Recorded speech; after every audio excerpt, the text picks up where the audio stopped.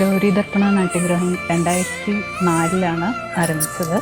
2022 മുതൽ ഗൗരി ദർപ്പണത്തിൽ സ്വപ്ന മാമിൻ്റെ കീഴിൽ ഭരതനാട്യം അഭ്യസിച്ച് വരികയാണ് ഞങ്ങൾ.